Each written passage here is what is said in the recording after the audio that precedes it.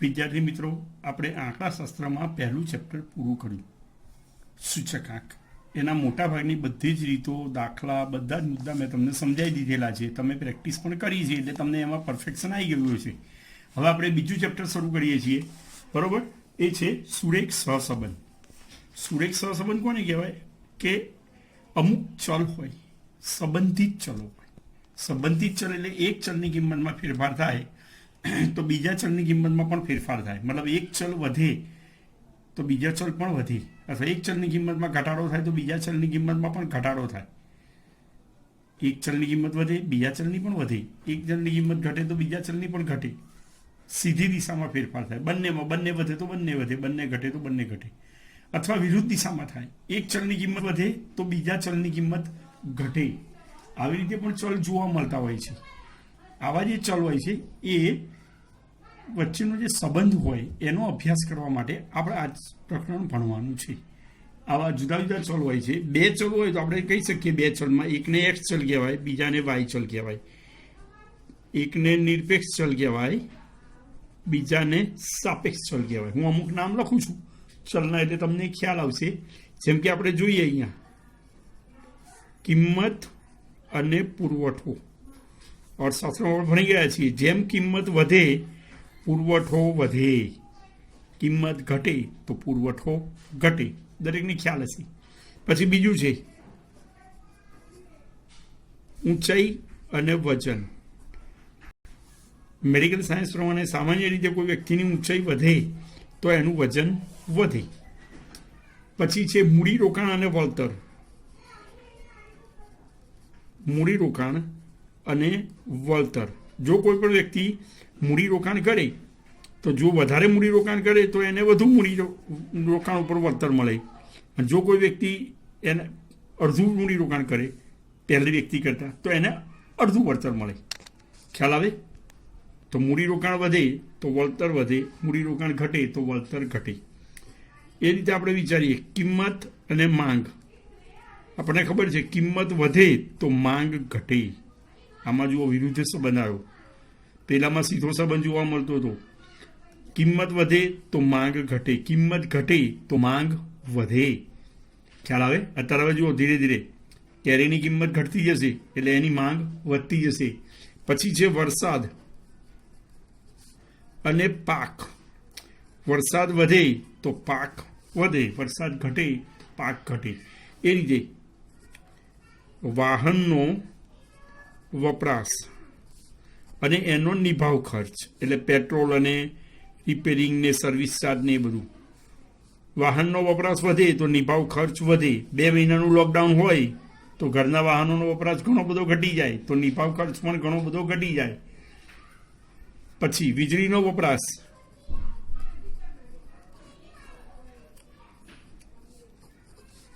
અને light bill.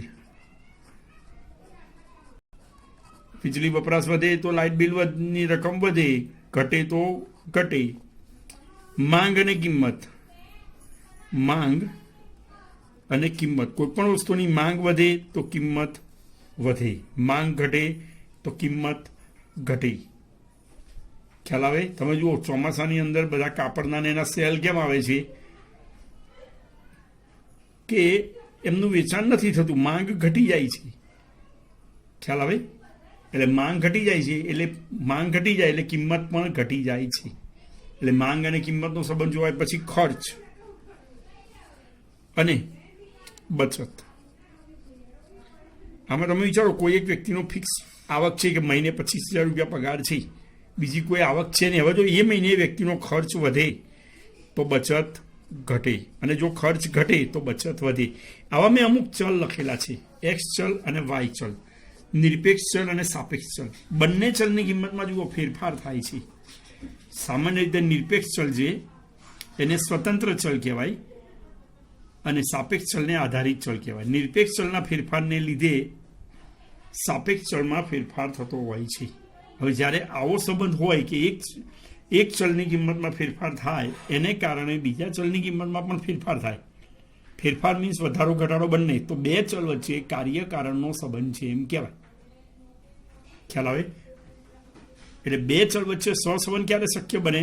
એના માટેના બે કારણો છે, બે નિયમો હોઈ શકે, બે સંજોગો હોઈ શકે કે જ્યારે બંને ચલ વચ્ચે કાર્યકારણનો સંબંધ હોય અને બંને ચલની કિંમતમાં ફેરફાર થતા હોય તો બે ચલ વચ્ચે સહસંબંધ છે તેમ કહેવાય. સમજે પડે? એની વ્યાખ્યા આપણી ભાષામાં જોઈએ તો એવું થાય, જ્યારે બે ચલ વચ્ચે પ્રત્યક્ષ કે પરોક્ષ કાર્યકારણના લીધે ફેરફાર થતો હોય, પ્રત્યક્ષ કે પરોક્ષ કાર્યકારણના લીધે ફેરફાર થતો હોય તો બે ચલ વચ્ચે સહસંબંધ છે તેમ કહી શકાય. પ્રત્યક્ષ કાર્યકારણ કોને કહેવાય? મારું સાધન હું ચલાવતો હોય, મારું એક્ટિવા હું ચલાવતો હોય તો એ એક્ટિવાનો ખર્ચ, પેટ્રોલ, સર્વિસ એ બધું મારે જ ભોગવવાનું હોય તો એ પ્રત્યક્ષ કાર્યકારણ કહેવાય. પણ ઘરે બીજું એક એક્ટિવા હોય ઘરના કામ માટે તો એ લોકો ફેરવતા હોય અને ખર્ચ બધો મારે ઉઠાવવાનો, તો એ શું કહેવાય? પરોક્ષ કાર્યકારણ કહેવાય. તો પ્રત્યક્ષ કે પરોક્ષ કાર્યકારણને લીધે બંને ચલની કિંમતમાં ફેરફાર થતો હોય તો બે ચલ વચ્ચે સહસંબંધ છે તેમ કહેવાય. જુઓ વ્યાખ્યા છે, બુકની અંદર અંડરલાઈન કરેલી છે. જ્યારે બે ચલોની કિંમતોમાં પ્રત્યક્ષ કે પરોક્ષ કાર્યકારણને લીધે એક સાથે ફેરફારો થતા હોય, કાર્યકારણનો સંબંધ તો જોઈએ જ, અને બંનેમાં એક સાથે ફેરફાર થતા હોય તો બે ચલ વચ્ચે સહસંબંધ છે તેમ કહેવાય. ખ્યાલ આવે? હવે આપણા પાઠનું નામ છે સુરેખ સહસંબંધ. સુરેખ સહસંબંધ કોને કહેવાય એની પણ વ્યાખ્યા આપેલી છે.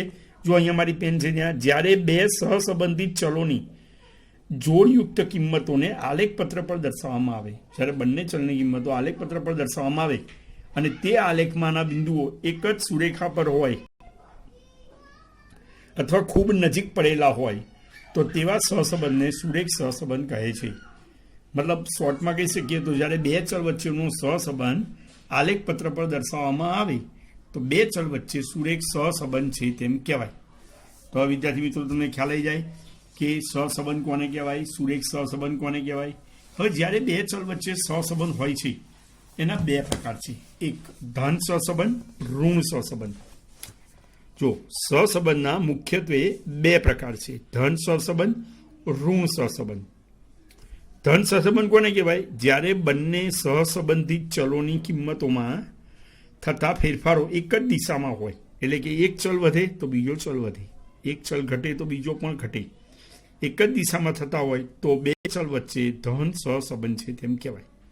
એવા કયા કયા ચલ હોય? જો વસ્તુનો ભાવ અને પુરવઠો, વ્યક્તિની આવક અને ખર્ચ, પતિની ઉંમર અને પત્નીની ઉંમર. એક વધે તો બીજું વધે, એક માર્ગ પર વાહન વ્યવહારની સંખ્યા અને અકસ્માતની સંખ્યા, કોઈ વસ્તુનું વેચાણ અને તેનો નફો, કોઈ એક વિસ્તારમાં વરસાદ અને પાકની ઉપજ, આ બધા ધન સહસંબંધ કહેવાય. એક ચલની કિંમત વધે તો બીજા ચલની કિંમત પણ વધે. હવે ઋણ સહસંબંધ કોને કહેવાય? તો જો એની વ્યાખ્યા છે, જ્યારે બંને સહસંબંધિત ચલોની કિંમતમાં થતા ફેરફારો એકબીજાની વિરુદ્ધ દિશામાં હોય, એટલે એક ચલની કિંમતમાં વધારો થાય તો બીજા ચલની કિંમતમાં ઘટાડો થાય, અથવા એક ચલની કિંમતમાં ઘટાડો થાય તો બીજા ચલની કિંમતમાં વધારો થાય, એટલે કે વિરુદ્ધ દિશામાં હોય તો બે ચલ વચ્ચે ઋણ સહસંબંધ છે તેમ કહેવાય. ઉદાહરણ આપેલા છે, પરીક્ષામાં પૂછાય પણ ખરું 2 માર્કમાં કે ધન સહસંબંધ અને ઋણ સહસંબંધના બે ઉદાહરણ આપો. તો મેં નોટબુકમાં પણ સમજાયા, આમાં પણ આપેલા છે. જેમ કે જો વસ્તુનો ભાવ અને માંગ, વ્યક્તિનું ખર્ચ અને બચત, શિયાળામાં દિવસનું તાપમાન અને ગરમ કપડાનું વેચાણ. જેમ તાપમાન ઘટે, ઠંડી પડે એમ ગરમ કપડાનું વેચાણ વધે. સમુદ્ર સપાટીથી કોઈ એક સ્થળની ઊંચાઈ અને હવામાં ઓક્સિજનનું પ્રમાણ, જેમ ઊંચાઈ વધે એમ ઓક્સિજનનું પ્રમાણ ઘટે. ખ્યાલ આવે? તો મેં તમને અત્યારે સુધીમાં એ સમજાવ્યું સહસંબંધ કોને કહેવાય, સુરેખ સહસંબંધ કોને કહેવાય. એના બે પ્રકાર છે, ધન સહસંબંધ અને ઋણ સહસંબંધ. ધન સહસંબંધ એટલે બંને ચલમાં એકમાં વધારો થાય તો બીજા ચલમાં પણ વધારો થાય, એકમાં ઘટાડો થાય તો બીજા ચલમાં પણ ઘટાડો થાય, સીધી દિશામાં ફેરફાર થાય.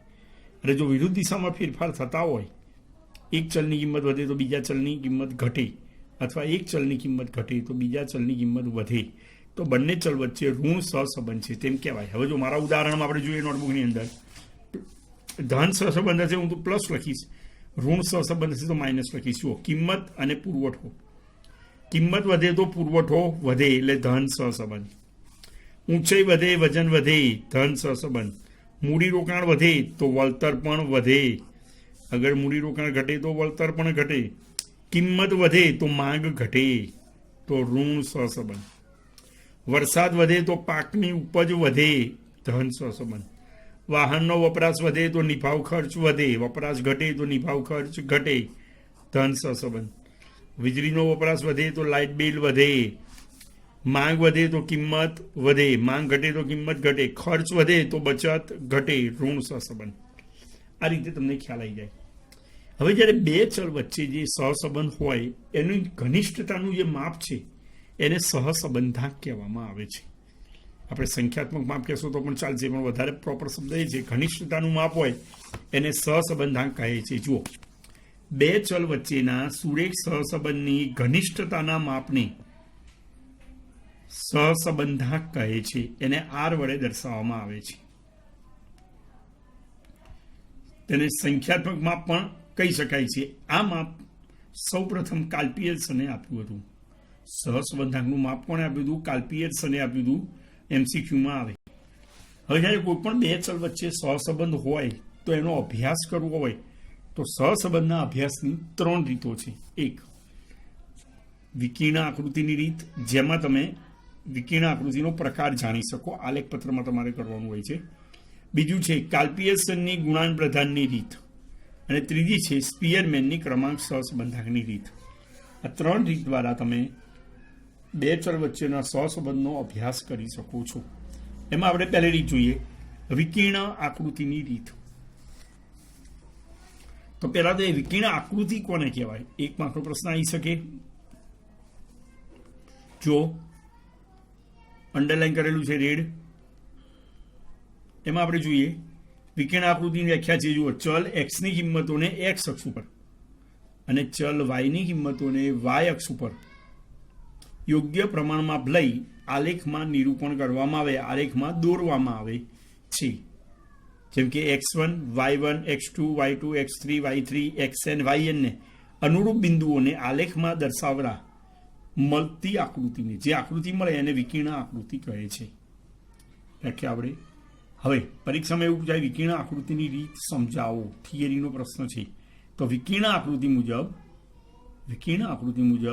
સહસંબંધના 5 પ્રકાર છે. મુખ્ય 2 પ્રકાર, ધન સહસંબંધ અને ઋણ સહસંબંધ. પણ વિકર્ણ આકૃતિ મુજબ સહસંબંધના 5 પ્રકાર જોવા મળે છે. ખ્યાલ આવે? પહેલો પ્રકાર છે સંપૂર્ણ ધન સહસંબંધ. જો આકૃતિ આપેલી છે, બધા જ બિંદુઓ એક જ રેખા ઉપર છે, ડાબી બાજુથી જમણી બાજુ ઉપર તરફ જાય છે. એટલે તમે એક્સનું બિંદુ મૂકો, બીજું બિંદુ આપેલું હોય એક્સનું વાયનું મૂકો, આવી રીતે બધા બિંદુઓ મૂકો અને એ બિંદુઓની જે રચના મળે, એમના જે સ્થાનનો જે આકાર મળે, એની ઉપરથી તમે સહસંબંધનો પ્રકાર જાણી શકો. તો જુઓ, આ રીતે આકાર હોય. 3 માર્કનો પ્રશ્ન પૂછાય, 5 આકૃતિ પેન્સિલથી દોરવાની, એની સમજૂતી બતાવવાની. જો એની સમજૂતી આવી છે. જો વિકર્ણ આકૃતિમાં બધા જ બિંદુઓ એક જ સુરેખા પર હોય, જુઓ એક જ સુરેખા ઉપર છે અને એક જ રેખા ઉપર હોય, સુરેખા પર હોય, અને તે સુરેખા ડાબી બાજુથી જમણી બાજુ ઉપરની તરફ જતી હોય, જો ડાબી બાજુથી જમણી બાજુ ઉપરની તરફ જતી હોય, તો બે ચલ એક્સ અને વાય વચ્ચે સંપૂર્ણ ધન સહસંબંધ છે તેમ દર્શાવે છે. બે ચલ વચ્ચે એક્સ અને વાય વચ્ચે સંપૂર્ણ ધન સહસંબંધ છે તેમ દર્શાવે છે. ખ્યાલ આવે? ડાબી બાજુથી જમણી બાજુ ઉપર તરફ જાય, એક જ રેખા ઉપર હોય, તમે ફૂટપટ્ટીથી એને જોઈન્ટ પણ કરી શકો. પહેલો પ્રકાર સંપૂર્ણ ધન સહસંબંધ. બીજો પ્રકાર આવે છે સંપૂર્ણ ઋણ સહસંબંધ. એમાં જુઓ, એક્સ અક્ષ વાય અક્ષ આપ્યો છે, બધા બિંદુ મૂક્યા છે. બિંદુઓ તમે જુઓ, ડાબી બાજુથી જમણી બાજુ નીચેની તરફ જાય છે અને એક જ રેખામાં છે. ફૂટપટ્ટીની લાઈન દોરો તો બી સરખી જ આવે, દોરી શકાય, પરીક્ષામાં પણ દોરી શકાય. આકૃતિ પેન્સિલથી દોરવાની. બધા જ બિંદુઓ, તો એની સમજૂતી જુઓ આવી આપેલી છે. જો વિકર્ણ આકૃતિમાં બધા જ બિંદુઓ એક જ સુરેખા પર હોય અને તે સુરેખા ડાબી બાજુથી જમણી બાજુ નીચેની દિશામાં જતી હોય, નીચે આવતી હોય, તો બે ચલ એક્સ અને વાય વચ્ચે સંપૂર્ણ ઋણ સહસંબંધ છે તેમ કહેવાય. ખ્યાલ આવશે? બીજો પ્રકાર સંપૂર્ણ ઋણ સહસંબંધ. પછી આવે છે ત્રીજો પ્રકાર આંશિક ધન સહસંબંધ. તમે જુઓ, આકૃતિ છે, બિંદુઓ છે, પણ બધા બિંદુઓ એક રેખા ઉપર નથી, એક રેખાની આજુબાજુ પડેલા છે. બધા બિંદુઓ કોઈ એક રેખાની આજુબાજુ પડેલા છે અને તે બધા જ બિંદુઓને નજીકની જે રેખા છે એવી એક રેખા દોરી જેની નજીક બધા બિંદુઓ છે. એ રેખા ડાબી બાજુથી જમણી બાજુ ઉપર તરફ જાય છે. જો બધા જ એક બે રેખા ઉપર હોય તો સંપૂર્ણ ધન કહેવાય, પણ આજુબાજુ હોય તો આંશિક ધન કહેવાય. જોઈએ અહીંયા સમજૂતી. જો વિકર્ણ આકૃતિમાં બધા જ બિંદુઓ એક જ સુરેખા પર ન હોય પરંતુ કોઈ એક સુરેખાની આસપાસ હોય અને તે સુરેખા ડાબી બાજુથી જમણી બાજુ ઉપરની દિશા તરફ જતી હોય તો બે ચલ x અને y વચ્ચે આંશિક ધન સહસંબંધ છે તેમ કહેવાય. ખ્યાલ આવી ગયો? એક જ રેખા ઉપર હોય તો સંપૂર્ણ ધન કહેવાય. કોઈ એક રેખાની આજુબાજુ હોય અને ડાબી બાજુથી જમણી બાજુ ઉપર તરફ રેખા જતી હોય તો તેને આંશિક ધન સહસંબંધ કહેવાય. એવો ચોથો પ્રકાર છે આંશિક ઋણ સહસંબંધ. જો એની આપણે આકૃતિ જોઈએ તો જુઓ, બિંદુઓ છે બધા એક રેખા ઉપર નથી, એક રેખાની આજુબાજુ છે અને એ રેખા ડાબી બાજુથી જમણી બાજુ નીચેની તરફ જાય છે. તો આપણે જોઈએ અહીંયા, જો વિકર્ણ આકૃતિમાં બધા જ બિંદુઓ એક જ રેખા પર ન હોય, એક જ સુરેખા પર ન હોય પરંતુ કોઈ સુરેખાની આજુબાજુ હોય, નજીકમાં હોય અને તે રેખા ડાબી બાજુથી જમણી બાજુ નીચેની તરફ જતી હોય, નીચેની દિશામાં જતી હોય તો બે ચલ x અને y વચ્ચે આંશિક ઋણ સહસંબંધ છે તેમ કહેવાય. ખ્યાલ આવે? આ રીતે ચોથો પ્રકાર છે. પાંચમો પ્રકાર આપણે જોઈએ. આકૃતિ છે, બિંદુઓ જુઓ છૂટાછવાયા યાદચ્છિક રીતે પડેલા છે, કોઈ એની ઢબ કે દિશા બતાવતા નહીં કે બિંદુઓ બધા ડાબી બાજુ જમણી બાજુ જાય છે, જમણી બાજુ ડાબી બાજુ જાય છે, કોઈ એક રેખાને બધા આડાવળી પડેલા છે તો આને સુરેખ સહસંબંધનો અભાવ કહેવાય. સામાન્ય રીતે જ્યારે બે ચલ વચ્ચે કોઈ સંબંધ ના હોય તો આ રીતનું જોવા મળે છે. જો કોઈ સહસંબંધ ના હોય તો ના જ મળે, સીધી વાત છે. જો જ્યારે વિકર્ણ આકૃતિમાં બધા જ બિંદુઓ યાદચ્છિક રીતે વિખરાયેલા હોય અને કોઈ ચોક્કસ ઢબમાં ન હોય, જો કોઈ આકાર દર્શાવતા ના હોય તો સુરેખ સહસંબંધનો અભાવ સૂચવે છે. સુરેખ સહસંબંધનો અભાવ સૂચવે છે. બે ચલ વચ્ચે કોઈ પ્રકારનો કાર્યકારણનો સંબંધ ના હોય. ખ્યાલ આવે? એટલે શું કહેવાય? સહસંબંધનો અભાવ સૂચવે છે એવું કહેવાય. વિદ્યાર્થી મિત્રો, મેં તમને 5 આકૃતિઓ સમજાવી. વિકર્ણ આકૃતિની રીતે કઈ રીતે આપણે સહસંબંધનો પ્રકાર જાણી શકીએ એ મેં તમને સમજાવ્યું 5. બરોબર? બુકમાં આ રીતે, ટેક્સ્ટબુકમાં આ રીતે આપેલી છે. તમે નોટબુકમાં પણ એ રીતે દોરો તો તમને એ પ્રકારની આકૃતિ મળે અને તમે પ્રકાર બતાવી શકો. જેમ કે જુઓ, આની અંદર સંપૂર્ણ ધન સહસંબંધ ક્યારે કહેવાય? બધા જ બિંદુઓ એક રેખા ઉપર હોય અને રેખા ડાબી બાજુથી જમણી બાજુ ઉપર તરફ જતી હોય. સંપૂર્ણ ઋણ સહસંબંધ ક્યારે કહેવાય? બધા જ બિંદુઓ એક જ સુરેખા ઉપર હોય અને એ રેખા ડાબી બાજુથી જમણી બાજુ નીચેની તરફ જતી હોય. તમે ફૂટપટ્ટીથી પણ એને જોઈન્ટ કરી શકો. જેમ કે આ છે તો આ રીતે જોઈન્ટ કરી શકાય, આ છે તો આ રીતે જોઈન્ટ કરી શકાય. ના કરો તો બે આકાર ઉપરથી ખબર પડી જાય. ખ્યાલ આવશે? પછી આંશિક ધન સહસંબંધ કોને કહેવાય? બિંદુઓ પડેલા હોય એને આપણે એક રેખા દોરી દઈએ તો બધા બિંદુઓ એક રેખાની નજીક પડેલા છે અને જે રેખાની નજીક પડ્યા છે તે રેખા ડાબી બાજુથી જમણી બાજુ ઉપર તરફ જાય છે એટલે આંશિક ધન સહસંબંધ કહેવાય. આંશિક ઋણ સહસંબંધમાં મેં કીધું એ પ્રમાણે કે બધા બિંદુઓ એક રેખાની આજુબાજુ પડેલા હોય અને એ રેખા ડાબી બાજુથી જમણી બાજુ નીચેની તરફ ગતિ કરતી હોય, જતી હોય તો આંશિક ઋણ સહસંબંધ છે તેમ કહેવાય. સહસંબંધનો અભાવ આપણે જોયું હતું એ પ્રમાણે કે બિંદુઓ યાદચ્છિક રીતે વિખરાયેલા પડેલા હોય તો બે ચલ વચ્ચે સહસંબંધનો અભાવ છે એવું કહેવાય. હવે તમને પરીક્ષાની અંદર અમુક વખત 3 માર્કનો દાખલો પણ પૂછાતો હોય છે તો તમારે આલેખપત્રમાં બિંદુઓ મૂકીને સહસંબંધનો પ્રકાર સમજાવવાનો રહે. ખ્યાલ આવે? સ્વાધ્યાયમાં આપણે જોઈએ ચોપડીમાં કે સ્વાધ્યાય 2.1 પાના નંબર 66 ઉપર દરેકે ટેક્સ્ટબુક નોટબુક લઈને જ બેસવું એટલે વધારે સમજ પાકી થાય. જો 2.1 ટેક્સ્ટબુકમાં જુઓ અથવા કેમેરામાં જુઓ, મોબાઈલમાં. સ્વાધ્યાય 2.1નો પહેલો દાખલો. બોલપેન બનાવતી એક કંપની તેની સૌથી વધુ વેચાતી જેલ પેનના ભાવ રૂપિયા અને એના પુરવઠા 1000 એકમો વચ્ચેનો સંબંધ જાણવા નીચે મુજબની માહિતી એકઠી કરે છે. કોઈ એક જેલ પેન બનાવતી કંપની છે બરાબર, એમાં પેનનો ભાવ આપેલો છે અને એનો પુરવઠો આપેલો છે. તે પરથી વિકર્ણ આકૃતિ દોરો અને એનું અર્થઘટન કરો. અર્થઘટન કરો એટલે રેખા જે મળે એનો આકાર અને સહસંબંધનો પ્રકાર બતાવવાનો હોય. હવે આની અંદર જુઓ તમે, ભાવ છે એને એક્સ કહેવાય, પુરવઠો હોય એને વાય કહેવાય. તો એક્સ ભાવ કેટલો છે? સૌથી વધારે કેટલો છે ભાવ? 17 છે અને સૌથી ઓછો 11 છે. તો આપણે એક્સ અક્ષ ઉપર એને દોરીએ તો જુઓ, એક્સ અક્ષ ઉપર આપણે ભાવ બતાવીએ. આગળ 1 2 3 લખવાની જરૂર નહીં, અહીંયા 2 સેન્ટીમીટરમાં ડાયરેક્ટ તમે 11 લખી દો અને વચ્ચે આવી લાઈન કટ બતાવી દેવાની. એનો મતલબ આટલા ભાગમાં આપણે શોર્ટ કરેલું છે 11, પછી 2 સેન્ટીમીટર છોડીને 12, 2 સેન્ટીમીટર છોડીને 13. તમે 1 સેન્ટીમીટર પણ છોડી શકો, પણ આલેખ એવો બનાવવાનો બહુ નાનો પણ ના બને કે બહુ મોટો પણ ના બને. આખું આલેખપત્ર હોય નાના ભાગમાં બની જાય, બાકીનો ભાગ કોરો રહે, એ યોગ્ય ના કહેવાય. એટલે 2 સેન્ટીમીટર છોડીને આપણે 18 સુધી કરીશું. સમજ પડે? હવે વાય અક્ષ ઉપર જુઓ, માસિક પુરવઠો આપ્યો છે. પુરવઠામાં જુઓ, સૌથી વધુ 53 છે અને સૌથી ઓછો પુરવઠો 12,000 એકમો છે. પેલા 53,000 એકમો છે. તો આપણે એમ કરીએ, વાય અક્ષ ઉપર પુરવઠો લઈએ 2 સેન્ટીમીટર બરાબર 5,000 એકમો લઈએ. 5, 10, 15, 20, 25, 53 સુધી છે એટલે 55 સુધી લઈ શકાય.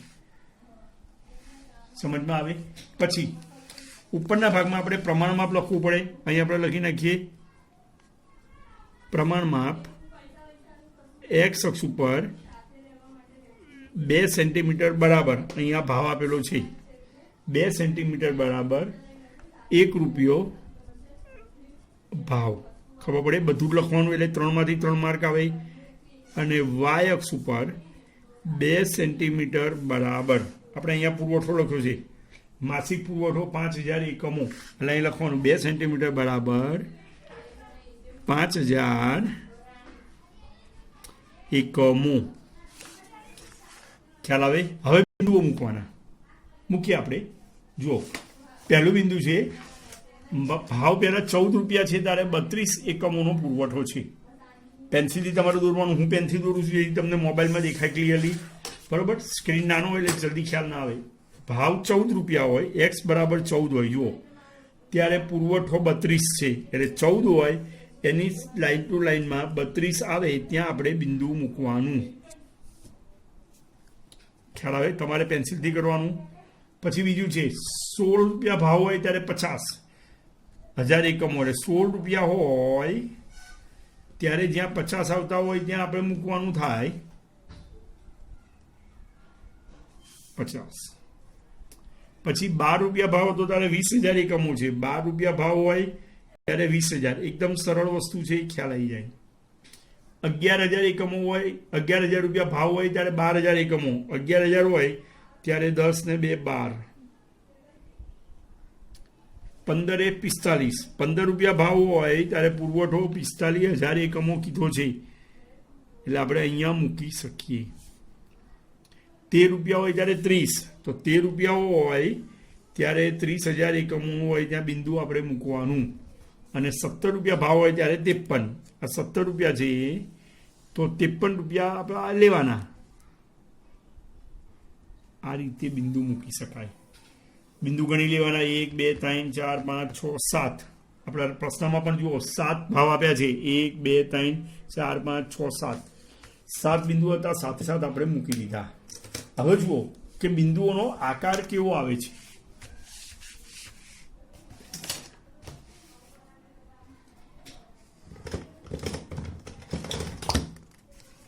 હલો, બિંદુઓનો આકાર આપણે જોઈએ તો જુઓ, ફૂટપટ્ટી વડે, સ્કેલ વડે આપણે જોઈએ, બધા બિંદુઓને જોડવાનો પ્રયત્ન કરીએ. બધા જ બિંદુઓ એક જ રેખા પર નથી આવતા. જુઓ, બધા જ બિંદુઓ એક જ રેખા પર નહીં આવતા. તો આપણે એક એવી રેખા દોરો કે બધા બિંદુઓની નજીક હોય. બરાબર? લગભગ આવી દોરી દેવી. હવે તમે જુઓ, જે રેખા આપણે દોરી એનો આકાર કેવો છે. ડાબી બાજુથી જમણી બાજુ ઉપર તરફ જાય છે. એટલે પ્રકારની વ્યાખ્યા મુજબ જ્યારે બિંદુઓ એક રેખા પર ન હોય અને ડાબી બાજુથી જમણી બાજુ ઉપર તરફ ગતિ કરતી હોય તો કયો પ્રકાર હોઈ શકે તમને ખ્યાલ આવી જવો જોઈએ. કે આંશિક ધન સહસંબંધ કહેવાય. શું કહેવાય? આંશિક ધન સહસંબંધ કહેવાય. એટલે આપણે અહીંયા એની અર્થઘટન એ રીતે લખવાનું કે બધા જ બિંદુઓ એક જ રેખા પર નથી, પરંતુ કોઈ એક રેખાની આજુબાજુ પડેલા છે અને તે રેખા ડાબી બાજુથી જમણી બાજુ ઉપર તરફ જાય છે, ડાબી બાજુથી જમણી બાજુ ઉપર તરફ જાય છે, માટે કહી શકાય કે બે ચલ વચ્ચે આંશિક ધન સહસંબંધ છે. અથવા આપણે એવું પણ કહીએ બે ચલ વચ્ચે, એના બદલે એવું લખીએ કે પેનના ભાવ અને તેના પુરવઠા વચ્ચે આંશિક ધન સહસંબંધ છે. ખ્યાલ આવે? 3 માર્કનું આ રીતે થાય તો તમને આવડવું જોઈએ. બોલો, સરળતાથી ખ્યાલ આવી જશે. આવી રીતે દાખલા પૂછાતા હોય છે. આ 2.1નો મેં પહેલો દાખલો ગણાવ્યો. બીજો અને ત્રીજો દાખલો આના જેવો જ છે. તમે ગણી લેજો, સરળતાથી તમને ખ્યાલ આવશે. વિદ્યાર્થીઓ, આજે મેં તમને સહસંબંધ કોને કહેવાય એનો અર્થ, સુરેખ સહસંબંધનો અર્થ સમજાવ્યો. જુદા જુદા ચલ હોય, ચલના ઉદાહરણ પણ આપ્યા. વિકર્ણ આકૃતિ કોને કહેવાય, વિકર્ણ આકૃતિની રીત સમજાવી. અને વિકર્ણ આકૃતિનો દાખલો પૂછાય તો પણ તમને સમજમાં આવી જશે. બરોબર? હવે આવતા લેક્ચરની અંદર આપણે બીજી રીત, કાલ્પનિક જે રીત છે એના દાખલા સમજાવીશું. તમે લોકો ઘરે સ્વાધ્યાય 2.1નો પહેલો મેં ગણાયો, તમે ફરીથી ગણી નાખજો. બીજો અને ત્રીજો દાખલો પણ કરી નાખજો. Okay, by.